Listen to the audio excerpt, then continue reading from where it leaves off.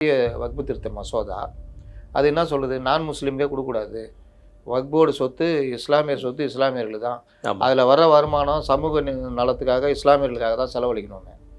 இப்போ என்ன பண்ணுற பழைய இதை தான் நாங்கள் கடைப்பிடிப்போம்னா, நீங்கள் அப்போ நான் முஸ்லீம் இந்துக்கள் யாருக்கு வேணால் எந்த பணக்காரனுக்கு வேணாலும் இடத்த இது பண்ணணும்னு என்ன அர்த்தம்? இப்போவும் சென்னையில் பல இடங்கள் அதெல்லாம் கன்ஸ்ட்ரக்ஷன் இதெல்லாம் போய்கிட்டு இருக்குது.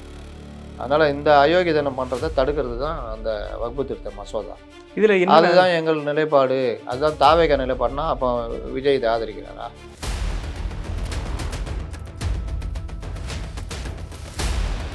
அமெரிக்காவுடைய அராஜகம் தொடர்ந்து நடந்துகிட்டே இருக்குது. இந்த பிரச்சனையை சூடு ஆளாமல் பண்ணிகிட்டே இருக்காங்க. இவங்களுடைய ஆதிக்க வெறி இன்னைக்கு அதாவது இந்தியன் ஷிப்னு தெரியும், தெரிஞ்சே அடித்து இன்னைக்கு அதுக்கான வருத்தம் கூட தெரிவிக்கல. அப்போ புதிதாக வந்ததில் பெரிய போட்டி யாருக்கு நடக்குதுன்னா ஆதவ அர்ஜுனாவுக்கும் புஷி ஆனந்துக்குமே நடந்துகிட்டு இருக்குது. கட்சி நீங்கள் பொதுப்பணித்துறை அமைச்சராக நெடுஞ்சாலைத்துறை அமைச்சராக நல்ல முடிவுகள் எடுக்கிறாரு, அறிவிக்கிறாரு, அது அந்த ஆட்சிக்கு பெருமையை சேர்க்குது. அதே நேரம் நாங்கள் தான் அதிமுக இன்னும் பாரு எவ்வளோ பேரை தூக்குறன்றதெல்லாம் ஆணவ பேச்சு. இந்த மாதிரி பேசி தான் ஒருத்தர் இப்போ உக்காந்துக்கிட்டு இருக்காரு. நீங்கள் இருக்கிற இதில் அரசியல்வாதிகளை எடுத்தீங்கன்னா 2 தலைவர்கள் தான் ரொம்ப வேகமாக இருந்தாங்க. இன்றைக்கி சில பேர் சொல்கிறாங்க 72 வயசு ஆகிடுச்சு எடப்பாடி பழனிசாமிக்குன்னு. யார்யா 325 தொகுதியை போயிருக்காரு 2 தடவை, 185 தொகுதி மொதல் ரவுண்டு, 2வது தடவை 135 தொகுதி, உங்களுக்கு 320 330 தொகுதிகளை கவர் பண்ணிட்டார். 72 வயது, 2 முட்டிகம் பிரச்சனை வந்தவர். இன்னைக்கு தன்னந்தனியாக நின்று அதை பெரிய அளவில் பேசி மக்கள்கிட்ட பெரிய தாவேகா வந்ததாங்க பிரச்சனை. தாவேகா வரலன்னா என்டிஏ தாங்க ஜெயிச்சிருக்கும். அதனால தோத்துடுச்சு தோல்வின்றதுக்காக அவர் உழைப்பு இது இல்லைன்னா சொல்ல முடியல. அவர் கூட்டத்தில் சொல்லும்போது கூட கால் ரொம்ப வலிக்கணும். உண்மைங்க, அந்த மூட்டை ஆப்ரேஷன் பண்ண வேண்டிய நிலைமையில இருக்காருங்க. இப்போ அவருக்கு என்ன பிரச்சனைனா அவருடைய உழைப்பை நீங்கள் மறுக்கவே முடியாதுங்க. எந்த தலைவரும் உழைக்கலங்க.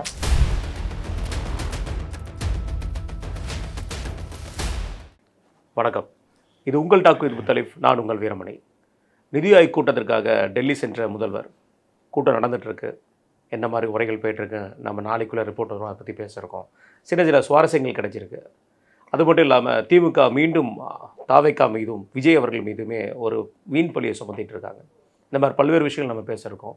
சப்ஸ்கிரைப் பண்ணாதவங்க சப்ஸ்கிரைப் பண்ணி பாருங்கள், ஹை பட்டன் ப்ரெஸ் பண்ணுங்கள், அது எங்களுக்கு ப்ரமோஷனாக இருக்கும்.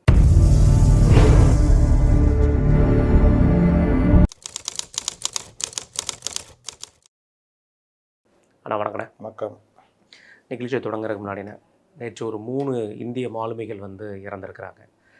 அமெரிக்கா படை கொல்லப்பட்டிருக்காங்க. அமெரிக்கா படை அந்த கல்ஃப் ஆஃப் ஓமனில் இந்த தாக்குதலை நடத்தியிருக்காங்க. மீதி இருக்கப்பட்ட ஒரு 19 மாலுமிகளை மீட்டெடுத்திருக்காங்க. அந்த இறந்து போன குடும்பத்துக்கு நம்ம ஒரு ஆழ்ந்த இரங்கலை தெரிவிச்சிருவோம். நீங்கள் எப்படி நினைக்கிறீங்க? அமெரிக்காவுடைய அராஜகம் தொடர்ந்து நடந்துகிட்டே இருக்குது. இந்த பிரச்சனையை சூடு ஆளாமல் பண்ணிகிட்டே இருக்காங்க. இவங்களுடைய ஆதிக்க வெறி இன்னைக்கு அதாவது இந்தியன் ஷிப்னு தெரியும், தெரிஞ்சே அடித்து இன்னைக்கு அதுக்கான வருத்தம் கூட தெரிவிக்கல. 2வது ரேடர்லேருந்து அவங்க பார்த்து தான் பண்ணுறதுன்னு. அப்போ எல்லா ரேடர்லையுமே அந்த சிக்னல் இருக்கும். அப்படி இந்தியன் ஷிப்பும் தெரிஞ்சு அடிச்சிருக்காங்க. வேணும்னா தெரிஞ்சு அடிக்கிறது. அந்த இது அடிச்சுட்டு இன்னைக்கு இந்தியா கண்டனம் தெரிவிச்சிருக்குது. ஆனால் இவர்கள் அதற்கான எந்த வருத்தமும் தெரிவிக்கலை. இந்த போக்கு இவர்கள் ஒவ்வொருத்தரையும் பகைச்சிட்டு வராங்க. இது எங்கே போய் முடியும் தெரியும். ஒரு காலத்தில் அமெரிக்கா மக்களுக்காக நம்ம வருத்தப்படுற மாதிரி ஆகிடும். கூடிய சீக்கிரத்தில் வரப்போகுது. அதுதான் நடக்குது. ரைட்ண்ணே. நிதி ஆயோக் கூட்டம்ண்ணே, இன்றைக்கி காலையிலேருந்து பார்த்தீங்கன்னா பிரேக்கிங் நியூஸே ஸ்டார்டிங்லேயே வரலாற்றில் முதல் முறை சாதித்த முதல்வர் விஜய் அவர்கள் வரலாற்று சாதனை புரிந்துள்ளார். ஆமாம், கோட்டு சுட்டு எல்லாம் வேஷ்டி சட்டை கட்டு போகிறாங்க, கோட்டு சுட்டு போட்டு போகிறாங்க. ஒருவேளை உண்மையிலே லாஸ்ட்டாக நடந்த எந்த நிதி ஆயோக் கூட்டத்திலையும் முதல்வர் கலந்துக்கிட்டதுனால இது வரலாற்று சாதனையா? எப்படியும் வச்சுக்கலாம். ஆனால் அப்பா நினைவு நாளுக்கே நிதி ஆயோக்கு எவ்வளோ முக்கியமானது. எவ்வளோ விஷயங்கள் பேசுவோம். வேலை, உள்நாட்டு பாதுகாப்பு, உள்நாட்டில் என்னென்ன மக்களுக்கான பிரச்சனைகள், இது காலநிலை மாற்றம், பருவகால மாற்றம், மத்திய மாநில அரசுடைய உறவு, நிதி பகிர்வு, திட்டங்களுக்கான நிதி பகிர்வு, புதிய திட்டங்கள் மத்திய அரசு கொண்டு வரும்போது அதில் என்னென்ன பண்ணுறது, மாதிரி எவ்வளோ விஷயங்கள். அதுவும் முதல்வர் மட்டும்தான் பேச முடியும்.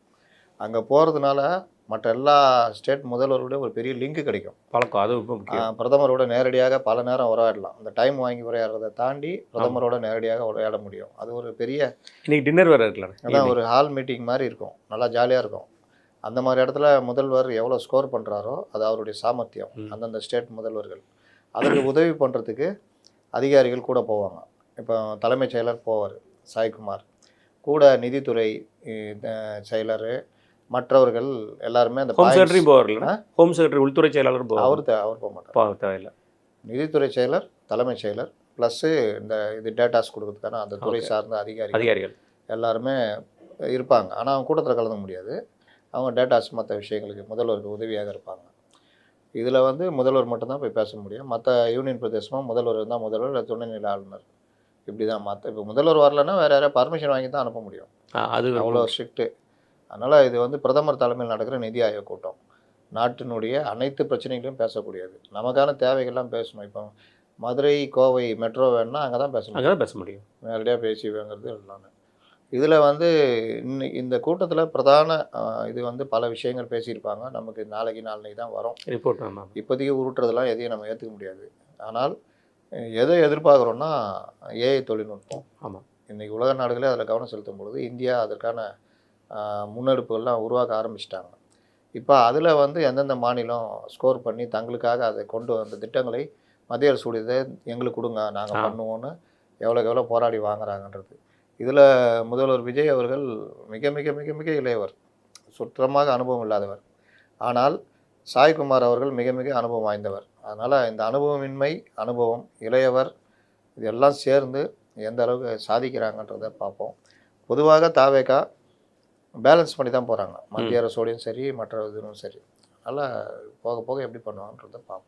குறிப்பான நிதி ஆயோக் கூட்டத்தில் பேசப்பட்டது வந்து பிரைம் மினிஸ்டர் அவர்கள் சார்பாக பேசப்பட்டது இந்த ஏஐ தொழில்நுட்பம் சம்மந்தப்பட்ட விஷயம், பருவகாலம் நீங்கள் சொன்ன மாதிரி அந்த மாதிரி விஷயங்கள் சம்மந்தப்பட்டது. டபுள் இன்ஜின் சர்க்கார் தான் கண்டிப்பாக எல்லா மாநிலங்களும் இருக்கணும், அதை நான் விரும்புகிறேன் அப்படிங்கிற மாதிரி பிரைம் மினிஸ்டர் பேசியிருக்கிறது. இது எப்படி பார்க்குறீங்க? பிரைம் மினிஸ்டரோட டைரக்ட் அந்த அப்ரோச்சை எப்படி பார்க்குறீங்க?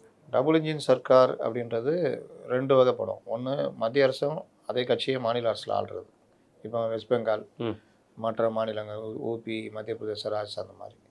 இன்னொன்று அரசு சார்ந்த இது பீகார், இங்கெல்லாம் வந்தீங்கன்னா நீங்கள் இதுதான் அரசோட மத்திய அரசோட இணக்கமாக இருக்கிறது.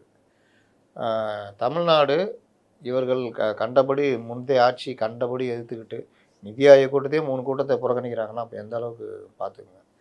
அந்த அளவுக்கு இருந்தாங்க. இவர் வந்து ஒரு இணக்கத்தோடு செயல்படுறாரு. அப்போ இணக்கத்தோடு செயல்படுறது அரசியல் ரீதியாக எதிர்ப்பது, அரசு ரீதியாக ஆதரவு கருத்தை நீட்டுவது அப்படின்றது தான் கரெக்டாக இருக்கும். முன்னாடி சந்திரபாபு நாயுடுலாம் முன்னாடி அப்படி தான் பண்ணியிருந்தார்.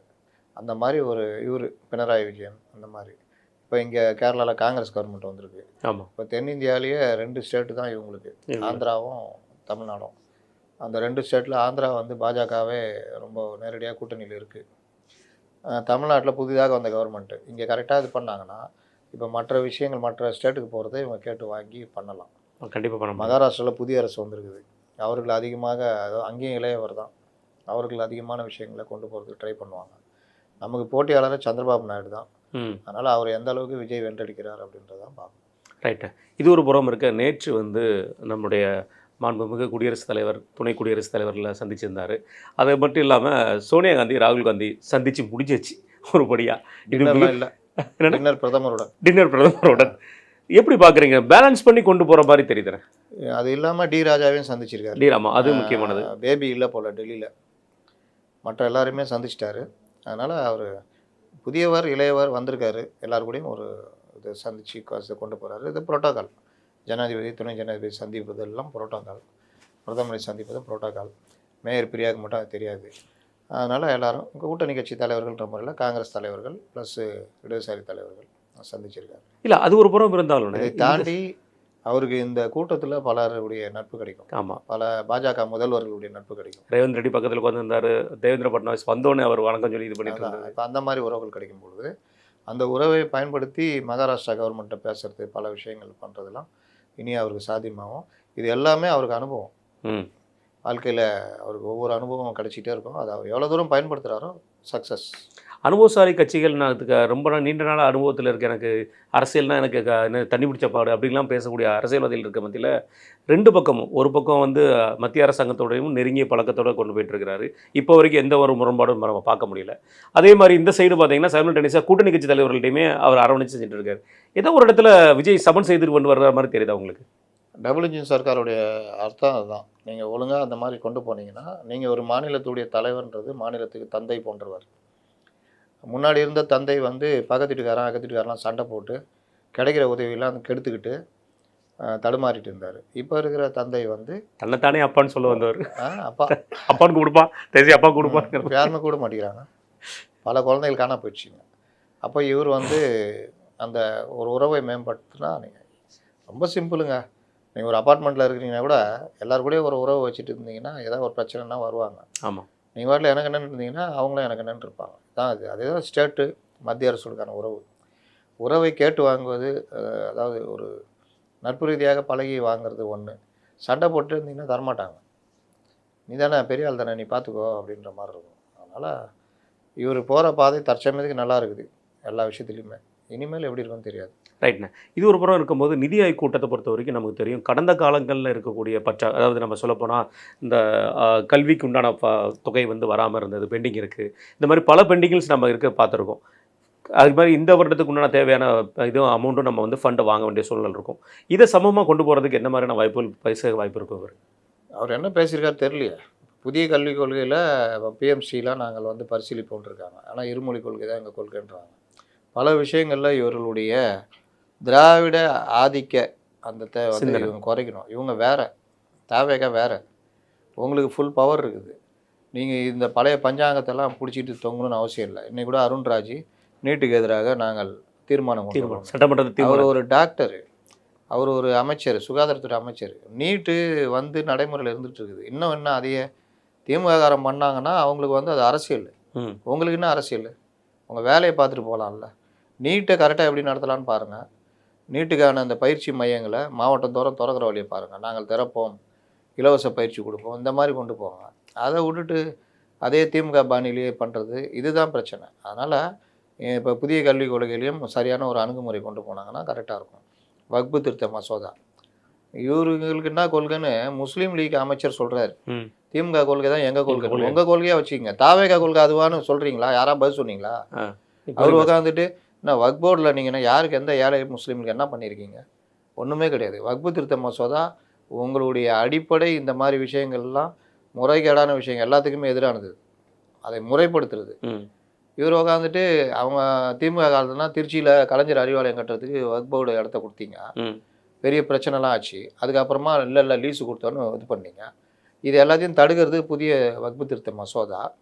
அது என்ன சொல்லுது? நான் முஸ்லீம்கே கொடுக்கக்கூடாது, வக்ஃப் போர்டு சொத்து இஸ்லாமியர் சொத்து இஸ்லாமியர்கள் தான், அதில் வர வருமானம் சமூக நலத்துக்காக இஸ்லாமியர்களுக்காக தான் செலவழிக்கணும்னு. இப்போ என்ன பண்ணுற பழைய இதை தான் நாங்கள் கடைப்பிடிப்போம்னா நீங்கள் அப்போ நான் முஸ்லீம் இந்துக்கள் யாருக்கு வேணால் எந்த பணக்காரனுக்கு வேணாலும் இடத்த இது பண்ணணும்னு என்ன அர்த்தம்? இப்போவும் சென்னையில் பல இடங்கள் அதெல்லாம் கன்ஸ்ட்ரக்ஷன் இதெல்லாம் போய்கிட்டு இருக்குது. அதனால் இந்த அயோக்கியதனம் பண்ணுறதை தடுக்கிறது தான் அந்த வக்பு திருத்த மசோதா. இதில் அதுதான் எங்கள் நிலைப்பாடு. அதுதான் தாவேகா நிலைப்பாடுனா அப்போ விஜய் இதை ஆதரிக்கிறாரா? இன்ன வரைக்கும் கம்முன்னு இருக்காங்க. இதில் இன்னொரு விஷயம் ஒன்று, ஒரு தமிழ்நாடு அரசாங்கம் சம்மந்தப்பட்ட நிலைப்பாடு அப்படிங்கிற ஒரு வார்த்தையை விட்டுட்டு அவர் எங்கள் கட்சி நிலைப்பாடு, திமுக கட்சி நிலைப்பாடு அப்படிங்கிற சொல்கிறது எப்படி? அதுக்கு இவங்க தான் மறுப்பு தெரிவிக்கணும். இவங்க அது பண்ண மாட்டேங்கிறாங்க. இவங்க வக்ஃப் போர்டு தூக்கி அவங்க கையில் கொடுத்து வைக்கிறாங்க. வக்ஃப் போர்டு யார் கையில் இருக்குது? இப்போ திமுக கொடுத்துச்சுன்னா அவங்க எல்லாம் திமுக எல்லா வேலையும் பண்ணி கொடுத்துருந்தாங்க. அதனால் ஒரு இனாம் நீங்கள் ஏன் அதை கொடுக்குறீங்கன்னு கேட்குறேன். இவங்க வர்றது லாப நோக்கத்தோடு தான் வராங்க பாருங்கள். எங்களுக்கு வக்ஃப் போர்டு இருக்கணுன்ற ஃபஸ்ட்டு கண்டிஷன். அப்போ வக்ஃப் போர்டை ஏன் அவங்க கையில் கொடுக்குறீங்க? நீங்கள் எடுத்தீங்கன்னா உங்களுக்கு ஜமாத்து தொடர்பு எல்லாமே கிடைக்கும், உங்கள் கட்சிக்கு பயன். அது இஸ்லாமியர்கள் நல்லது செய்யணும்னு நினைக்கிறீங்கன்னா வக்ஃபு திருத்த மசோதா படித்து பாருங்கள். சும்மா பழைய 10ஆம் பசலி இந்த திராவிட கட்சிகள் மாதிரி போகாதீங்க. கொஞ்சம் சிந்திங்க, படிங்க. சும்மா இதுலேயே இருக்காதீங்க. இல்லை விவாதம் பண்ணுங்கள். பாஜக கொண்டவர் எல்லாம் தப்புன்னா அந்த மாதிரிலாம் பார்க்கக்கூடாது. நீங்கள் பல விஷயங்களில் ஒரு முற்போக்கான இதில் போய்கிட்டு இருக்கணும். அதனால் இது எப்படி பண்ண போகிறாங்கன்னு தெரியல. ரைட்ண்ணே. சுகாதாரத்துறையில் இன்றைக்கு ஒரு அணுகுமுறையை புதுசாக கொண்டு வர இருக்கான்னு சொல்லியிருக்காரு அமைச்சர் அவர்கள். அதாவது ஓபி சீட்டு வாங்குறவங்க கூட ஆன்லைனில் ரெஜிஸ்டர் பண்ணி நான் கொண்டு வர போகிறாங்கிற மாதிரி சொல்லியிருக்காரு. இது எந்த மாதிரியான சாத்தியப்படும் நீங்கள் நினைக்கிறீங்க? நல்ல விஷயம். நீங்கள் கிராமங்கள் மாதிரியான ஏரியாக்கள் அந்த ஏரியாவில் சாத்தியம். எல்லாம் மாறிச்சுங்க. இன்றைக்கி நான் டீ சாப்பிட்டு எவ்வளோ பாருங்க, டீ எவ்வளோ 2 பிஸ்கெட்டா அப்படின்னு ஜிபே பண்ணிட்டு தர. போறாங்க. அதனால் நீங்கள் அதெல்லாம் பேசாதீங்க. என்ன விஷயம்னா போய் ஓபி சீட் நிற்கிற க்யூவை பாருங்கள். ம், ரொம்ப அதிகம். அதனால் அதில் 10 கேட்டகரி இருக்குது. ஓபி ரைட்டு, ஆர்த்தோவா ஆர்த்தோ ஒன்றா அவங்க அதிலே இது பண்ணி கொடுத்துட்டாங்கன்னா நீங்கள் நேராக சீட்டை கொண்டு போயிட்டு சம்மந்தப்பட்ட டிபார்ட்மெண்ட் நேராக போகலாம். ஓபி சீட்டு தான் பெரிய க்யூ நிற்கும். அந்த ஓபி சீட்டை மறுநாள் போகும்போது புதுப்பிக்கிறதுக்கு அதுக்கு ஒரு க்யூ நிற்கும். இது எல்லாத்தையும் ஆன்லைன்லேயே முடிச்சிட்டிங்கன்னா அதுக்கு ஒன்றும் பெரிய கஷ்டப்பட தேவையில்லையா. அந்த இப்போ வேலை பண்ணுறவரை வேற ஒரு வேலைக்கு மாற்றி விடலாமே. நீங்கள் மருத்துவ இதில் பற்றாக்குறை இருக்குது. அந்த மாதிரி நல்ல விஷயம் தான். இல்லை, நமக்கு தெரியும் சுகாதாரத்துறையை பொறுத்த வரைக்கும் ஒரு பல்க் மூவ்மெண்ட்ஸ் இருக்கிற ஏரியா. அந்த ஆட்கள் வந்துட்டு போகிறது வந்து பல்க் மூவ்மெண்ட்ஸ் நம்ம பார்த்துருக்கோம். அப்படிங்கும்போது சர்வர் ப்ராப்ளம் வந்துருச்சு, அந்த ப்ராப்ளம் வந்துருச்சுன்னு சொல்லி சொன்னால் அது ஏங்க நான் என்ன சொல்கிறேன், ஒரு முறை வருதுன்னா அந்த முறை கரெக்டான்றதை பற்றி மட்டும் தான் நம்ம பார்க்கணும். அது இதெல்லாம் நடைமுறையில் ஏதாவது கிளப்பி விட்டாங்கன்னா அதுக்கெலாம் நம்ம பொறுப்பு இல்லை. ஆன்லைன் மெத்தட்னா இப்போ நான் வந்து ஒரு ஆர்த்தோ இதுக்காக நான் ஜிஹெச்சுக்கு போகிறேன். ஜிஹெச்சுடைய இதை ஓப்பன் பண்ணி எனக்கு ஓபி போட்டு ஆர்த்தோன்னு போட்டால் அது டைம் கொடுத்து எனக்கு அப்பாயின்மெண்ட் பண்ணி கொடுத்துட்டா நான் அந்த டைமுக்கு நேரம் அங்கே போயிடலாம். எந்த வார்டு எந்த டாக்டர் யார் இருக்கிறான்னு போயிடலாம். அதில் சர்வர் ப்ராப்ளம் வரும்னா நீங்கள் என்ன இது எங்கள் கார் வாங்க புதிதாக எலக்ட்ரிக் பேர் வந்து விட போகிறோன்னா அது ஆக்சிடென்ட் ஆயிடுச்சுன்னா அப்படின்ட்டு கேட்டிங்கன்னா நான் என்ன பண்ணுறது? இல்லை, இது பெரும்பாலான மக்கள் யூஸ் பண்ணுறது, அதாவது அடிப்படை மக்களில் யூஸ் பண்ணுற ஒரு விஷயம். அதுக்கேற்ற மாதிரி தான் பண்ணோம். இன்றைக்கி இல்லையா கவர்மெண்ட் போர்ட்டல் இல்லையா? இப்போ ரயில்வே யூஸ் பண்ணுறீங்கல்ல, போய் எடுக்கிறீங்க டிக்கெட்டு. ஆமாம், எல்லாமே ஆன்லைனில் போயிட்டுருக்கோம். அப்புறம் அதே மாதிரி இதுவும் பண்ண வாய்ப்புகள் நடக்கும். மெட்ரோ ட்ரெயின் போகும்போதே வாட்ஸ்அப்லேயும் நீங்கள் டிக்கெட் எடுத்துகிட்டு போயிட்டே இருக்கலாம். காலம் மாறுதுங்க. தாவேக்காவுடைய மாவட்ட செயலாளர்கள் நிர்வாகிகள் கூட்டம் இப்போ 3 மணிக்கு பனையூரில் வந்து நடந்துகிட்ருக்கு. எப்படி பார்க்குறீங்க? முதலாக வந்து ஆட்சிக்கு வந்ததுக்கப்புறம் அந்த கூட்டத்தை கூட்டியிருக்காங்க. மாவட்ட செயலாளர்கள் கூட்டம்னு சொல்லி நான் நேற்று பேசும்பொழுது ஒரு கோரிக்கையை வச்சுருந்தேன். கோரிக்கை இல்லை, அது முக்கியமான தாவேக்காக்கான ஒரு எச்சரிக்கையாக தான் நான் இது சொன்னேன். தாவேக்காவில் இப்போ 2 விஷயங்கள் நடந்துக்கிட்டு இருக்குது. ஒன்று, பரம்பரை கட்சிக்காக உழைத்த விஜய் உடைய விசுவாசிகள் விஜய் மக்கள் இயக்கத்திலேருந்து வந்தவர்கள், அவர்களுக்கான ஒரு இடம் கட்சியில். அவர்கள் தேர்தல் நின்னாங்க, பலர் தேர்தலில் தோற்று போனாங்க, பலர் வந்து ஜெயிச்சிருக்காங்க. அவர்களுக்கான இதெல்லாம் கொடுத்துருக்காரு, அதெல்லாம் ஓகே. வெளியிலேருந்து வந்து ஆரம்ப காலத்தில் வந்தவங்களில் பலர் இன்றைக்கி அமைச்சராக இருக்காங்க. ஆதவர்ஜுனா, அருண்ராஜ், ராஜ்மோகன், பலர். இது இல்லாமல் கட்சி ஜெயித்த உடனே நல்லா இருக்குதுப்பா, இப்போ சோலை தண்ணி இருக்குது, மரம் பூத்து கொழுங்குதுன்னு வர்ற பறவைகள், அந்த பறவைகளையும் அணைச்சிக்கிட்டு இருக்கிறாங்க. இப்போ அதில் என்ன ஆகுதுன்னா கட்சி ஆட்சி, கட்சி வந்து எப்போவுமே புஷி ஆனந்த் தான். அந்த இது கட்டமைப்பு இன்ஃப்ராஸ்ட்ரக்சர் இருக்குதோ இல்லையோ கட்சினா புஷி ஆனந்த் தான் பார்த்துக்கிறாரு. அவர் தீவிர விசுவாசி யாருக்கு? நம்ம விஜய்க்கு. அப்போ புதிதாக வந்ததில் பெரிய போட்டி யாருக்கு நடக்குதுன்னா ஆதவர்ஜுனாவுக்கும் புஷி ஆனந்துக்குமே நடந்துக்கிட்டு இருக்குது. இப்போ அமைச்சரவை வந்த பிறகு ஆதவர்ஜுனா கொஞ்சம் ஆட்டிடியூடு காட்டுறான்ற கருத்து வருது. அது காட்டுறாரா இல்லையான்னு நமக்கு தெரியாது. ஆனால் அப்படி ஒரு கருத்தை உருவாக்குற மாதிரி அவர் பேச்சு இதெல்லாம் இருக்கிறதுனால இதாகுது. கட்சி நீங்கள் பொதுப்பணித்துறை அமைச்சராக, நெடுஞ்சாலைத்துறை அமைச்சராக நல்ல முடிவுகள் எடுக்கிறாரு, அறிவிக்கிறாரு. அது அந்த ஆட்சிக்கு பெருமையை சேர்க்குது. அதே நேரம் நாங்கள் தான் அதிமுக, இன்னும் பாரு எவ்வளோ பேரை தூக்குறன்றதெல்லாம் ஆணவ பேச்சு. இந்த மாதிரி பேசி தான் ஒருத்தர் இப்போ உட்காந்துக்கிட்டு இருக்காரு. எந்த கட்சிக்கும் போக முடியாது. சேகர் பாபு சொல்கிறேன். அப்போது அந்த மாதிரி பேச்சுகள் இருக்கக்கூடாது. அப்போது இன்னொன்று, அவர்களுக்குள்ள ஒரு மறைமுகமான பனிப்போர் நடக்கிறது மாதிரி கட்சிக்குள்ளே பேசிக்கிறாங்க. எப்படி? கட்சியுடைய அடிப்படை இது இவங்களுக்கு தான் ஏதாவது பண்ணணும். தேர்தலில் நின்று கட்சிக்காக உழைச்சவன் தேர்தல் நின்று தோற்று போனான். இப்போ அவன் கட்சி ஆட்சிக்கு வந்துருக்கு. அவர்களுக்கு நல்ல பதவி இதை கொடுத்து அவர்களை பாதுகாக்க வேண்டிய வேலையை செய்யணும். மாவட்ட செயலாளர் பல பேர் எம்எல்ஏ வாய்ப்பு மறுக்கப்பட்டு இருக்காங்க. ஆமாம், அவர்களுக்கு பதவி கொடுக்கணும். இப்படிலாம் கொடுத்தா தான் ஓரளவுக்காவது கட்சி வந்து கட்சிக்காரர்களுக்கான இருக்கும். ஆனால் நேற்று ஆதாயத்துக்காக வந்த மாற்றுக் கட்சியிலேருந்து வந்தவர்கள், குறிப்பாக அதிமுகலேருந்து வந்தவர்கள்லாம் அப்படியே வர வர வர அவர்களை சேர்த்துக்கிட்டே இருக்கிறது எப்படி சரியாக இருக்கும்? அப்போனா இதுக்குள்ளே என்னங்க பிரச்சனை அப்படின்னு கேட்டால், இது மேட்ரு ஒன்றும் இல்லைங்க. புஷி கையில் கட்சி இருக்கிற வரைக்கும் இவர் யாராலையும் ஒன்றும் பண்ண முடியாது. அவர் தீவிரமாக விஜய்க்கு விசுவாசியாக இருப்பார். விஜய் அவர் சொல்வதை நம்புவார். அதுதான் போவோம், கட்சி ஸ்ட்ராங்கு. ஆனால் நம்ம கைக்கு கட்சி வரணும், இல்லை நமக்கும் ஒரு ஆதிக்கம் இருக்கணுன்றதுக்கு இந்த மாதிரி ஆட்களை கொண்டு வரும் பொழுது தாவேகாவுடைய வடிவமே மாறுது. இப்போது இவர்கள் எல்லோருமே புதுசு. தாவேகால பணம் சம்பாதிக்க நினைக்கிறவங்க கூட பயந்து தான் சம்பாதிப்பான். ஏன்னா கண்காணிப்பு அதிகமாக இருக்குது. ஆனால் நீங்கள் லாபத்து நோக்கத்துக்காக உள்ளே வர்றவங்க இந்த கட்சியுடைய வடிவத்தை மாற்றிடுவாங்க. ஏற்கனவே பாதி இப்போ கூட சொன்னோம், இந்த நீட்டு கீட்டு திராவிட கொள்கையெல்லாம் மாட்டிட்டு முழிக்கிறீங்க. உங்களுக்கு அமைச்சராக வந்தவர் வகுப்பு திருத்த மசோதாவில் நாங்கள் எங்களுடைய நிலைப்பாடு, கட்சி எங்கள் ஆட்சி நிலைப்பாடு இதான் உருட்டினுக்கிறாங்க. ஆ அது பொதுவான இஸ்லாமியர்களுக்கு எதிரானது. நீங்களுக்கும் உங்களுக்கும் அந்த பார்வை இல்லை. அவங்கள்ட்ட ஏன் கொடுக்கணும்? நம்மள்ட்ட வக்ஃப் போர்டு இருந்ததுன்னா, நம்ம கட்சியில் இருக்கிற இஸ்லாமியர்களுக்கு வக்ஃப் போர்டு மெம்பர் இதெல்லாம் கொடுத்தோன்னா, அந்த சட்டத்தில் இருக்கிற விஷயங்களை கரெக்டான விஷயங்களை அமல்படுத்தினா, அது இஸ்லாமியர்களை நம்ம பக்கம் கொண்டு வருமே. ஆமாம் ஜமாத்துகள் எல்லாம் நம்ம கையில் வருமே. கட்சியை அவர்கள் பக்கத்தில் போகுமே. ஏன் இவர்களுக்கே நம்மளும் கொடுக்கணும்? திமுக மாதிரி ஏன் பண்ணணும்னு இவர்கள் யோசிக்கணும். அதே மாதிரி கட்சி அதிமுக, திமுகவினர் வந்தவங்க மாற்றுக் கட்சியில் இருந்தவர்களால் ஆளப்பட்டால் அது என்ன ஆகும்னா, இப்படி சமநிலை போயிடும். போயிடும். தாவேகாவுடைய அடிப்படைத்தன்மை போயிட்டு இன்னொரு திராவிட கட்சியாக மாறும். அப்போ அண்ணாமலை போன்றவர்களுக்கு ரொம்ப ஈஸி. 10 வருஷம் கழித்து வரதை 5 வருஷத்துலேயே முடிச்சு விட்டு போயிடுவாங்க. ஆமாம். அதனால் விஜய் அவர்களும் புஷி அவர்களும் இந்த விவகாரத்தை யோசிக்கணும். கிட்டத்தட்ட இன்றைக்கி கூட்டத்தில் இந்த மாதிரி விவகாரங்கள் அலசப்படும் நினைக்கிறேன். ஆளுங்கட்சி எம்எல்ஏக்கள் கவலைப்பட மாட்டாங்க, அவங்களுக்கு கிடச்சிச்சு. மாவட்ட செயலாளர்களுக்கு தோற்று போன கேண்டிடேட்டுகளுக்கு ஏகப்பட்டவர்கள். அதனால் அவர்களை பற்றி இன்றைக்கி எதாவது பேசி எதாவது பண்ணாங்கன்னா நல்லாயிருக்கும். கட்சியை தன் கைக்குள்ளே வச்சுக்கிறதுக்கூடிய ஒரு வெளிப்பாடாகத்தான் இந்த கூட்டத்தை அவர் கூட்டியிருக்காருன்னு நான் பார்க்குறேன். ஏன்னா அதிமுகலேருந்து இந்த கும்பல் பெருசாகிடுச்சு. இப்போ ஹவுஸ்ஃபுல் போர்டு மாற்றிட்டாங்க. இனி யாரு கடை இல்லை. அதனால தான் பெஞ்சமின் அங்கே போனது. அப்போ இனிமேல் அதை கொஞ்சம் ஷட் பண்ணிட்டு கட்சியை கொண்டு போகிறது ஏன்னா வர்றவங்கெல்லாம் சேர்மன் அது இது வாரிய தலைவர் அது இதுன்னா இல்லை, அதுதான் என்னோட கேள்வி இருந்தேன்.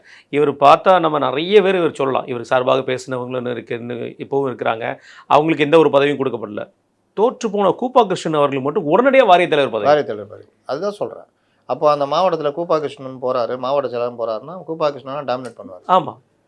அவர் ஆதரவாளர் இருக்காங்களா அதிமுகவில், அவங்க அவ்வளோ டாமினேட் பண்ண ஆரம்பிச்சு. இவங்க எல்லாம் சின்ன பசங்க. இந்த வேலையை புஷி அனுமதிக்கலாமா?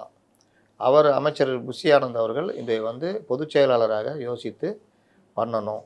இதுதான் தாவேகாவை காப்பாற்றுறோம். இல்லாட்டி தாவேகாவுடைய அடிப்படை தகர்ந்து விடும். விசுவாசிகள் சோர்ந்து போய் விடுவார்கள். கண்டிப்பாக இவர்கள் நாளைக்கு தோற்று போனால் பறந்து போய் விடுவார்கள். ஆமாம், உறுதியாக. ரைட்ண்ணே. இந்த ஆட்சி தொடங்கினர்லேருந்து 2வது மிகப்பெரிய ஒரு குற்றச்சாட்டை நம்ம பார்த்து இந்த விவசாய கடன் தள்ளுபடி. அப்போ இருந்து விவசாயிகள் சம்மந்தப்பட்ட விஷயங்களில் நம்ம பெரும்பாலான விமர்சனங்கள் இந்த ஆட்சி மீது நடந்துட்டு இருக்கு. இதில் இன்னொரு குறிப்பான ஒரு விமர்சனம் என்னென்னா, நாளைக்கு மேட்டூர் டேம் திறந்து விடுற சூழலில் திறக்கப்படாது. ஏன்னா 71 அடி தண்ணி மட்டும் தான் இருக்குது. 91 அடி நீர் இருந்தால் தான் தண்ணி திறந்து விட முடியும். 71 அடி நீர் தான் இருக்குங்கிற மாதிரி சொல்கிறாங்க. பல இடங்களில் நெல் கொள்முதல் இடங்கள்லேயும் பிரச்சனைகள் இருக்குது. இதுவரைக்கும் விவசாயத்துறை அமைச்சர், வேளாண் துறை அமைச்சர் அவர் இருக்காரா? அதை தான் அவர் என்ன பண்ணிட்டு இருக்கார்? வினோத் அவரோட இது வேளாண் துறை அமைச்சராக ஓரளவுக்கு இது போட்டிருக்கணும். ஆமாம். என்ன கேட்டால் கூப்பா கிருஷ்ணன் கூட போட்டு அது திருச்சி கிழக்கில் நிற்க வச்சிருக்கலாம். ஏன்னா அண்டை மாநிலங்களில் போய் பேசுறது இந்த அனுபவம்லாம் தேவை. நமக்கு 9 டிஎம்சி தண்ணியை திறந்து விடணும்னு ஏற்கனவே இப்போ ட்ரிபுனல் அறிவிச்சிச்சு. ஆமாம். அதை கேட்டு வாங்குற வேலையை பண்ணாததுனால தான் அந்த 71 அடி. இது எல்லாமே ரொம்ப விஷயம். அப்புறம் அந்த இதை தூர்வாடுறது போன ஆட்சியுடைய அவலங்கள் இங்கே தொடருது. இது எல்லாத்தையும் சரி பண்ணணும். ஜூன் 12 எப்போவுமே திறந்து விடுவாங்க. இப்போ அந்த நிலைமைனா ரொம்ப மோசமான நிலைமை. இந்த கவர்மெண்ட் வரும்பொழுது அது டிஎம் கவர்மெண்ட் இருந்தாலும் தான் நடந்திருக்கும். ஆனால் இப்போ என்ன சொல்லுவாங்க பாருங்கள் அப்படின்ற மாதிரி சொல்லுவாங்க. கண்டிப்பாண்ணே. ஏற்றுவதுண்ணே திமுக சம்மந்தப்பட்ட விஷயம் தானே. அதுதான் இறுதியாக ஒரு 4-5 கேள்விகளோட இருக்குது. அதில் என்னென்னா குறிப்பாக சொல்ல போனால் நீங்களே சொல்லிட்டீங்க, முன்னாள் அமைச்சர் பெஞ்சமின் அவர்களுடைய இணைப்பு திமுகவில் போய் அவர் இணைஞ்சிருக்காரு. எப்படி பார்க்குறீங்க? அங்கே ஹவுஸ்ஃபுல்லு இங்கே போயிட்டாருன்னு பார்க்குறேன். அதுதான் ரீசனா? இல்லைண்ணே, இது நமக்கு தெரியும். அதிமுகவில் மிக பலமாந்த ஒரு ஆளாக இருந்தார் அவர்.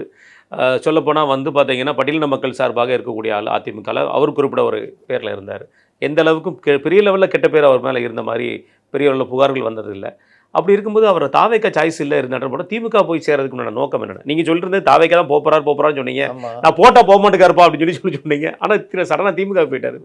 அவர் அங்கே போதான் கதவு தட்டினார். இப்போ ஹவுஸ்ஃபுல் போர்டு மாட்டாங்க. வேறு அடுத்து எங்கே போகிறது? இப்போ நீங்கள் ஒரு படத்துக்கு போகிறீங்க வீட்டில் குடும்பத்தோடு, ஆமாம் அப்படின்னு நீ தான் டைம் இருக்குது அப்படின்னு ஒரு முக்கியமான படத்தை பார்க்கலான்ட்டு போகிறீங்க. அங்கே ஹவுஸ்ஃபுல் போர்டு என்ன பண்ணுவீங்க? பக்கத்தில் ஒரு படத்துக்கு போயிடுறது. அதே காம்ப்ளெக்ஸில் இன்னொரு தேட்டரில் போடணும், அவ்வளோதான். இவர் இங்கே வந்தார், முடியல, இப்போ அங்கே போயிருக்காரு. சரி, அது நல்ல படம்னு சொல்லிட்டு போகிறது ஒரு வேறு கதை. இதே ஓடுற தேட்டர் தான், அப்புறமா ஓடிடும் அப்படின்ற நம்பிக்கை அண்ணாமலைட்டே போக முடியும். அது கொஞ்ச நாள் ஆகும். இப்போ என்ன பிரச்சனைனா அதிமுகக்குள்ளே இன்னும் அந்த நிலை சரி செய்யப்படவில்லை அப்படின்றது தான் பிரச்சனை. புதிதாக மன்னிப்பு கேட்டு மன்னிப்பு கடிதம் கொடுத்து திரும்பி போனாங்கல்ல, அவங்கெல்லாம் மாவட்ட செயலராக இருந்தவங்க பல பேர் இருக்காங்க. ஆமாம். அவர்கள் மாவட்ட செயலர் பதவி பிடுங்கினோன்னே அவர்களுக்கு கீழே அண்ணன் இருந்த ஆளுங்கள்லாம் நீ மாவட்ட செயலாளர்னா, இப்போ ஒன்றும் இல்லை, தங்கமணி இருக்கார், இப்போ அங்கே கேபிபி பாஸ்கரன் வந்திருக்காப்புல. தங்கமணி மாவட்ட செயலாளர் இல்லாமல் இருக்க முடியுமா சொல்லுங்கள். எம்ஆர் விஜயபாஸ்கர், எம்ஆர் விஜய் இந்த மாதிரி பலர் சொல்கிறேன். எம்எல்ஏக்களாக இருக்கிற பல பேர் நல்லா கௌரவமாக வளம் வந்தவங்க எப்படி இருக்க முடியும்?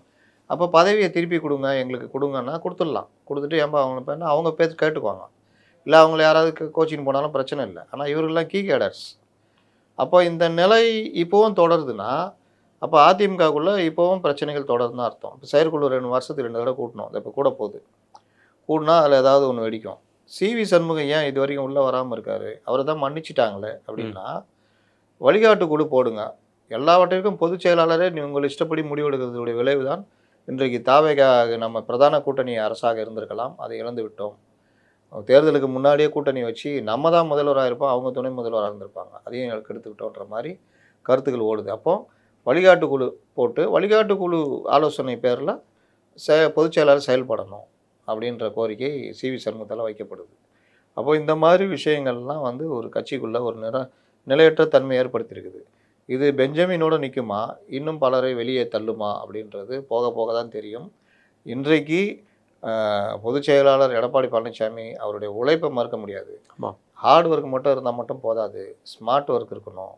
கட்சி ஒரு இக்கட்டான சூழ்நிலை இருக்கும் பொழுது சில இடங்களில் சிலவற்றை விட்டு கொடுத்து இறங்கி போய் தான் பண்ணணும். அதை பண்ணலைன்னா உங்களுக்கு இது முதலாளித்துவ உலகம், லாப நோக்கத்தை நோக்கி நகர்வார்கள் கண்டிப்பாக. அப்படிப்பட்ட 15 ஆண்டு காலம் முதல்வராக இருந்த மம்தா பானர்ஜி கட்சியே நீ செதறி போச்சு. எல்லாமே போச்சுண்ணே, போச்சு. மக்களவையிலையும் தூக்கிட்டாங்க, மாநிலவையிலும் எல்லாம் போச்சு. எல்லாத்தையும் போச்சு. மம்தா பானர்ஜி மட்டும்தாங்கிறாங்க. ஆமாம், அந்த இன்னொரு நடிகை ஒருத்தங்க எம்பி ஆனாங்களா, அவங்க மட்டும் கூட இருக்காங்க. அவங்களாம் கீர்த்தி ஆசாத்தான் இருக்காங்க. ஆமாம், அது தனியாக நம்ம ஒரு பெரிய சப்ஜெக்டாகவே பேசுகிறோம். அந்தளவுக்கு போயிட்டு இருக்குண்ணே. ரைட்ண்ணே. இதில் ஒரு புறம் இருக்க திமுக தோற்றதுக்கு உண்டான ஆய்வறிக்கை, இந்த கள ஆய்வறிக்கை நேற்று முதல் அந்த கூட்டம் நடந்துட்டு இருக்கு. இந்த ஆய்வறிக்கை விஷயத்தில்ண்ணே நீங்கள் எப்படி பார்க்குறீங்க? பல முறை பார்த்துருப்பீங்க. ஆனால் எனக்கு என்னென்னா, தோத்த நபரில் அந்த எந்த மாவட்டத்தில் அவங்க 0 ஆகியிருக்காங்களோ அதே மாவட்டத்தில் உள்ள ஒரு ஆழத்துக்கு இன்னொரு மாவட்டத்தில் போய் பார்த்து வாப்பான்னு சொன்னால் இது என்ன மாதிரியான ஆய்வு? இது என்ன மாதிரி அறிக்கை? தோற்று போனவர்கள் ஏற்கனவே நான் அவங்களோட பதிவு பண்ணியிருப்பேன். தோற்று போனவர்களை வச்சுக்கிட்டு ஏன் தோற்று போனோன்னு கேட்டால், அப்போ ஜெயிச்சவனை வச்சு கேட்டாலாவது நாங்கள் ஜெயிச்சுக்கிறோம், அந்த அடிப்படையில் இதெல்லாம் செஞ்சோம், அவங்க அதை செய்யலைன்னு கொண்டு போகலாம். இவர்கள் தான் சொன்னல, இருட்டில் தொலைச்சிட்டு வெளிச்சத்தில் தேடுறாங்கன்னு. தப்பு எங்கங்க? தலைமையிட்டு தாங்க முதல் தப்பு. நீ இருக்கிறவங்களாம் கூப்பிட்டு கூட்டணி அப்படின்னு சீனை போட்டாலாம் அதாகாது. அப்போ தலைமை என்ன பண்ணுச்சு? ஸ்ட்ராட்டஜி டீமு இந்த இவர்களை வாழ்த்துவதற்கு பத்திரிகையாளர்கள், சமூக ஆர்வலர்கள், அரசியல் விமர்சகர்கள், இவர்கள் மெயின் ஸ்ட்ரீம் மீடியான்னு எல்லாத்தையும் இவர்களே உருவாக்கி வச்சுக்கிட்டு அப்புறம் இவர்களே இது நம்புறது. இந்த தப்பை 2வது தடவை பண்ணார். 2016 இதே வேலையை தான் பண்ணார். இவர்களே ஒரு கருத்தை உருவாக்குனாங்க, திமுக தான் ஆட்சி பிடிக்கும் அது இதுன்னு. இந்த கருத்து மக்களுக்காக உருவாக்கப்பட்டது. கடைசியில் இவங்களே அதை நம்பிட்டாங்க. அதனால் ஒன்றும் இல்லாமல் போனாங்க. அதே விஷயந்தான் இப்போ இவர் அதிகாரிகளை நம்பியது. இன்னும் பல விஷயங்கள் நியாயப்படி பார்த்தா இருட்டில் தொலைச்சது இருட்டில் தான் தேடணும். தலைமை கிட்ட தான் பிரச்சனை இருக்குது. கூட இருக்கிற குடும்ப உறுப்பினர்கள், இந்த பெண்ணு, இந்த ஸ்ட்ராட்டஜி டீம்கள், அப்புறம் அமைச்சர்களுடைய அந்த எகத்தாளம், ஒரு யாரையும் கட்சிக்காரர்களை யாரையும் மதிக்காத போக்கு, கட்சியில் பெரிய பொறுப்பில் இருக்கிறவங்களாம் கீழே இருக்க தொண்டர்களும் இடைவெளி அதிகமானது. கலைஞர் காலத்து திமுகவே இப்போ இல்லை, கார்பரேட் திமுகவை மாறி வருஷம் ஆச்சு. இது எல்லாம் தான் தோல்வி காரணம். இதோடு சேர்ந்து ஆட்சி நடத்தின விதம், இது எல்லாம் எங்கே இருக்குதுன்னு பார்த்தீங்கன்னா அறிவாலயத்தில் தான் இருக்குது. தப்பு எல்லாம் இதை விட்டுட்டாங்க. இருட்டு வெளிச்சத்தில் போய் தேடிக்கிட்டு இருக்கிறாங்க. எப்பா சொல்லுப்பா, நீ சொல்லு. அவன் என்ன சொல்லுவான்? மாவட்டம் சரியில்லை சார், வட்டம் சரியில்லை சார், ஒன்றியம் சரியில்லை சார்னுவான். ஆமாம், இதெல்லாம் தூக்கின்னு வந்துட்டு பாத்தியா நீங்கள் எல்லாம் சரியில்லை, அதனால தான் நாங்கள் தோத்தோன்னுவாங்க. அவன் மனசூல் நினச்சிக்குவான். கரெக்டாக சொல்ல முடியாது, என்ன பண்ணுறது. இதில் பெரும்பாலான இருக்க ஆய்வறிக்கையில் கொடுத்துருக்கிற பெரிய விஷயமே பெரிய லெவலில் அலை அடிச்சிருக்கு. நம்ம சரியான தலைவரை நிப்பாட்டல அப்படிங்கிற ஒரு வார்த்தையை சொல்லப்பட்டிருக்கு. இது எப்படின்னு சரியான பல தலைவர்கள் நீங்கள் தலைவர்களே ஓரளவுக்கு நல்லா தேறி வந்தோடனே எடப்பாடி பழனிசாமி மட்டும்தான் ஆமாம் பெரிய வெற்றி பெற்றார். மற்ற எல்லாரும் பார்த்தீங்கன்னா தடுமாறி. நீங்கள் கடம்பூர் ராஜு கூட வாங்க, எவ்வளோ பேர் அவங்கவுங்க கோட்டையில் அவங்க மண்ணை கவிட்டாங்க. முதல்வரே மண்ணை கவிட்டார். ஆமாம், அதனால் இது அலைதான். ஆனால் தலைவருக்கு தொண்டர்லாம் கிடையாது. ஸ்டாலினோடவா தலைவர்? சொல்லுங்க. அவர் கேட்பாரு, ஏன்டா பெரிய தலைவர் பார்த்தீங்கன்னா என்னோடவா அவர் வச்சுக்கிறாங்க, குறி வச்சு அவர் குறி வச்சு சொல்றாங்க இல்லைங்க. டெய்லி முதல் மரியாதை சிவாஜி கணேச மாதிரி உட்காந்துக்கிறேன் வெளியே ஆனால் ஒரு வகையில் நம்ம இது ரொம்ப பாராட்டணும்னா, இவர் ஆட்சியில் இருக்கும்போது அறிவாலயம் பக்கமே திரும்பி பார்க்கல. ஆந்த வேலை இருக்க வீட்டுக்கு ஆந்த வேலை இருக்க அறிவாலயத்துக்குள்ளே வரல. மிஞ்சி மிஞ்சி போனால் 5 தடவை 6 தடவை வந்திருப்பாரு. ஆனால் இப்போ தினமும் போக வேண்டிய சூழ்நிலை போர் தள்ளப்பட்டு அடிக்குதுல்ல, போர் வேற கதை. அவர் வந்து இயங்கிக்கிட்டே இருந்தவர். ஆமாம், தப்பா இயங்கினார் அவ்வளவுதான். மற்றபடி அவர் சுறுசுறுப்பு, உழைப்பு உழைப்பு அதுக்கு உழைப்பு. பேர் போட்டுறாரு. அதனால தான் கலைஞர் ரொம்ப உஷாரா சொன்னது. அவர் வாயிலேருந்து வார்த்தையை ஸ்டாலினை பற்றி சொல்லுங்கன்னா உழைப்பு, நிர்வாகத்திறன் அப்படிலாம் சொல்லல. 3 உழைப்பு உழைப்பு உழைப்புட்டு போயிட்டார். ஏன்னா 8 மணினா 7 மணிக்கு கிளம்பிடுவாப்புல, எல்லாம் ரெடி ஆகிடுவார். எப்படி உழைச்சார்ன்றதான் மேட்ரு. விழலுக்கு இறைத்த நீருன்னுவாங்க, அந்த மாதிரி உழைச்சது தான் அவர். இந்த நீங்கள் இருக்கிற இதில் அரசியல்வாதிகளை எடுத்தீங்கன்னா 2 தலைவர்கள் தான் ரொம்ப வேகமாக இருந்தாங்க. இன்றைக்கி சில பேர் சொல்கிறாங்க 72 வயசாகிடுச்சு எடப்பாடி பழனிசாமிக்குன்னு. யார்யா 325 தொகுதியை போயிருக்காரு 2 தடவை, 185 தொகுதி முதல் ரவுண்டு, 2வது தடவை 135 தொகுதி, உங்களுக்கு 320 330 தொகுதிகளை கவர் பண்ணிட்டார். 72 வயது, 2 முட்டிகம் பிரச்சனை வந்தவர். இன்னைக்கு தன்னந்தனியாக நின்று அதை பெரிய அளவில் பேசி மக்கள்கிட்ட பெரிய ஏங்க தாவேகா வந்ததாங்க பிரச்சனை. தாவேகா வரலன்னா என்டிஏ தாங்க ஜெயிச்சிருக்கும். அதனால தோத்துடுச்சு தோல்வின்றதுக்காக அவர் உழைப்பு இது இல்லைன்னா சொல்ல முடியல. அவர் கூட்டத்தில் சொல்லும்போது கூட கால் ரொம்ப வலிக்கணும். உண்மைங்க, அந்த மூட்டை ஆப்ரேஷன் பண்ண வேண்டிய நிலைமையில இருக்காருங்க. இப்போ அவருக்கு என்ன பிரச்சனைனா அவருடைய உழைப்பை நீங்கள் மறுக்கவே முடியாதுங்க. எந்த தலைவரும் உழைக்கலைங்க. நீங்கள் அந்த அந்த பேச்சு, அது கிடைச்ச வரவேற்பு, தாவேகா வந்ததுனால அந்த வெற்றி கைவிட்டு போச்சு. நம்ம எங்கே அவர்கிட்டருந்து மாறுபடுறோம்? நீங்கள் ஹார்ட் ஒர்க்கரு, ஆனால் ஸ்மார்ட் ஒர்க்குனா கொஞ்சம் அரவணைச்சு போகணும். எல்லாருக்கிட்டையும் குற்றம் இருக்குது, கொஞ்சம் மன்னிக்கணும். ஜெயலலிதா கூடவா எவ்வளோ பேர் கட்சியில் சேர்த்துக்கிட்டாங்க. நீங்கள் வைத்தியலிங்கத்துக்குலாம் ஓகே சொல்லணும் உள்ளே வந்துட்டு இருப்பாப்புல. இன்னைக்கு ஒரு எம்எல்ஏ அவ்வளோதான், ஒரு எம்எல்ஏ. நீங்கள் ஓபிஎஸ்லாம் என்ன அவ்வளோ ஆடினா, சரிவா என்கிட்ட பார்த்தியா அவ்வளோ ஆடின, இப்போ எந்த வித நிபந்தனை உள்ளே வந்துக்கிறேன் உட்காரு. இது எல்லாமே பண்ணியிருந்தா இன்னைக்கு வேறு லெவல்னு வச்சிங்களேன். அதே மாதிரி கூட்டணியில் எடுத்த முடிவு தாவேகா அவங்கள நோக்கி தானே வந்தாங்க. அன்னைக்கு கொஞ்சம் அதாவது கலைஞர் மாதிரி யோசிச்சிருக்கணும். கலைஞர் தேவைப்பட்டால் எவ்வளோ தூரம்னாலும் விட்டு குத்து ஜெயிச்சிருவார். ஆமாம், எண்டு தாங்க மேட்ரு. நீங்கள் எங்கே இறங்கினீங்க, எப்படி போய் பேசுனீங்க, அவங்க வீட்டுக்கு போய் பேசுனீங்களா, அதெல்லாம் இல்லை. ஜெயிச்சா பிறகு அவங்க வீட்டுக்கு வருவாங்க. என்ன சட்டமன்றம் இதை சொல்கிறாங்க 2006 அப்போ நம்ம என்னன்னு சொல்கிறது? அவர் தானே முதல்வர். எம்ஜிஆர் காங்கிரஸை கையில் எடுக்கணும்னு முடிவு பண்ணிட்டு வாலண்டரியாக போய் ஆதரவு கொடுக்குறாரு ஒரு இடைத்தேர்தலில். கூட்டணி யார்? திமுக காங்கிரஸ். எம்ஜிஆர் வாலண்டரியாக கொடுத்தோன்னே இவர் அதில் கலைஞர் அதில் மிஸ் ஆகிட்டார். அவர் எங்களை கூப்பிடன்னு முறுக்கினார். இதுதான் எம்ஜிஆருக்கு தேவை. வாலண்டரியாக போய் ஆதரவு கொடுக்குறாரு 80 அப்புறம் ஒரு இடைத்தேர்தலில். அந்த எம்எல்ஏ என்ன தெரியுமா, வாலண்டரியாக எம்ஜிஆரே வராரா அப்படின்ட்டு என்ன பண்ணுறது, எம்ஜிஆர் வந்து காத்து கிடப்பாராம். இவர் அறவுறுப்பத்து வருவாராம் அந்த எம்எல்ஏ, அந்த வேட்பாளர், காங்கிரஸ் வேட்பாளர். இந்த பார்த்திபன் கொடை பிடிக்கும் போது ஜிங் சிக்குன்னு வடிவேல் ஆடுவார், அந்த மாதிரி எம்ஜிஆர் கொடை பிடிக்கும் போது இவர் ஆடினார். எம்ஜிஆர் கம்முன்னு கொடை பிடிச்சி இப்படியே இது பண்ணி அவர் வந்தால் தானே எம்ஜிஆர் கூட்டு போய் வேனில் ஏற்ற முடியும். ஆமாம், ஏற்றிட்டு பிரச்சாரம் பண்ண முடியும். பிரச்சாரம்லாம் பண்ணி அந்த வேட்பாளர் ஜெயிச்சிட்டாரு. அதுதான் எம்ஜிஆர். ஜெயிச்சோன்னு இவர் எம்ஜிஆரை பார்க்க வராரு. முதல்வர் எம்ஜிஆர் எப்படி இருக்கும்? இன்று போய் நாளை வாராய் ரோஜாப்பூ மாலை வாங்கிட்டு வந்தாராம். வீட்டுக்கு போகும்போது நாரோட திரும்பி போய்கிறார் ஈவினிங்கு. எம்ஜிஆர் நாளைக்கு பார்க்கலான்னு வெறும் நார் உதிர்ந்துச்சான். மறுநாள் அதுக்கப்புறம் வர வச்சு சொல்லுங்க தெரியாம எல்லாம் குனிஞ்சிச்சு, இந்த நிமிந்தெல்லாம் நிமிந்து குனிஞ்சிச்சு. அதுதான் எம்ஜிஆர். அதனால் இறுதி வெற்றி தான் உங்களுக்கு முக்கியம். காங்கிரஸை கையில் எடுத்தாரா இல்லையா அப்புறம் எம்ஜிஆர்? அந்த எம்எல்ஏ இன்னைக்கு எங்கே இருந்தார்? அதனால் இந்த மாதிரி விஷயங்களில் நீங்கள் வந்து அவர் எடப்பாடி பழனிசாமி இறுதி வெற்றியை மட்டும் குறிக்கோளாக வச்சு பண்ணியிருந்தா ஜெயிச்சிருக்கலாம். மற்றபடி அவருடைய உழைப்பெல்லாம் நீங்கள் இது பண்ண முடியாது. அதனால் நான் என்ன சொல்கிறேன்னா, இந்த போட்டியில் திமுக இனி உயிர் பெறணும் அப்படின்னா என்ன பிரச்சனைன்றதை தேடி எடுத்து உரிய நடவடிக்கை எடுத்து இளைஞர்களை கொண்டு வரணும். ஜென்சி கூட்டம் 45 வயசில் ஆளுங்க கொண்டு வந்து உட்கார வைக்கக்கூடாது. அப்போ உண்மையை தேடி உண்மையை பண்ணி கொண்டு போனால் நல்லாயிருக்கும். அதுலேயும் தளபதி இருக்கார், படையை வழி நடத்தி செல்பவர். ஒரு வாரம் பொறுத்து இதுதான் உன் டக்கா அப்படின்ற மாதிரி தூத்துக்குடி விவகாரத்தை இன்னைக்கு பேட்டியாக பேசி அதுதான் என்னோட கேள்வி, இறுதி கேள்வியாக இருந்துச்சு. எதிர்க்கட்சி தலைவர் வந்து இன்றைக்கி ஒரு கேள்வி எழுப்பியிருக்காரு. சிங்கப்பெண் படையை ஒட்டி முதல்வர் அவர்கள் சொன்னது எல்லாருக்கும் தனி மனித ஒழுக்கம் ரொம்ப முக்கியம், அதுதான் முதல்ல குற்றங்களை சரி பண்ணணும் அப்படிங்கிற வார்த்தையை சொல்லியிருந்தார். இது ஒரு நல்ல விதமாக பேச்சு தனி மனித ஒழுக்கன்ற மாதிரியை தாண்டி ஒரு விஷயம் சொன்னாருங்க அவர். இவ்வளோ பண்ணுறோம், போதை போட்டு ஒழிக்கிறோம், காவல் படையை கொஞ்சம் ஸ்ட்ரென்தன் பண்ணுறோம், அரசு முன்முயற்சி எடுக்குது, எல்லாம் பண்ணாலும் தனிநபர்கள் அவர்கள் இந்த சமுதாயத்துடைய இதோடு சேர்ந்து அவங்க இந்த மாதிரி விவகாரம் விட்டு விலகி நிற்கணும். அது தனிநபர் ஒழுக்கன்றது ரொம்ப முக்கியன்றது. அது வந்து ஒரு எல்லாருமே காமனாக சொல்லக்கூடியது. அதான் அதை சொன்னதுக்கு இன்றைக்கி அவர் கேட்டிருக்காரு, உங்கள் கட்சியில் இருக்கிற பெண்மணியை வந்து ஒரு குற்றம் சொல்லியிருக்கிறாங்க. அது உங்கள் கட்சி சார்பாக நடந்த ஒரு குற்றம், வேலை வாங்கி தரேன்னு சொல்லி இந்த மாதிரி சரி, குற்றம் இவர் கட்சி ஆண்டப்போ அந்த மாதிரி நடந்தப்போலாம் என்ன பண்ணியிருக்காரு இவர்? கட்சிக்கார மேலே ஏகப்பட்ட குற்றம் வந்துச்சு. எத்தனை வந்தது? கிட்னிலேருந்து சட்னி வரைக்கும் வந்துச்சு. கிட்னிக்கு என்ன பண்ணார்? அப்போ என்னமோ அதாவது கொஞ்சம் முதுவை பார்த்துக்கணும். கண்ணாடியை பார்த்து பேசுகிற மாதிரி இது. அந்த 2 பேர் கைதா இல்லையா? அந்த அம்மா வாலண்டரியாக சரவணன் சொல்லுது. சரவணன் என்கிட்ட ஃபோனில் பேசி இதை பெரிதுபடுத்தாதீங்கம்மா அப்படின்னு சொன்னாங்க. ஒருவேளை சொல்லியிருக்கலாம். ஏன்னா இந்த விஷயம் நான் சொன்னால் அதை ஏற்றுக்கொள்ள நம்மளால் அதை நியாயப்படுத்த முடியாது.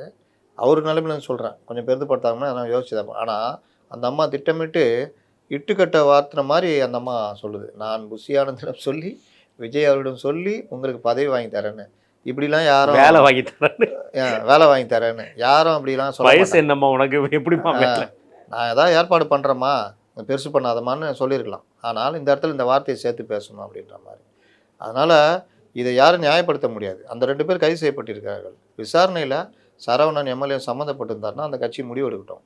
ஆனால் பரம யோகியர்கள் மாதிரி எல்லாமே சரியாக இருந்துச்சு, ஒன்றுமே கிடையாது. க்ளீன் வெள்ளை சட்டை, உன் சட்டையில் பாரு கரை இருக்குன்னா என்ன அர்த்தம்? உங்கள் சட்டை முழுவதும் கரைகளும் தான் இருந்தது.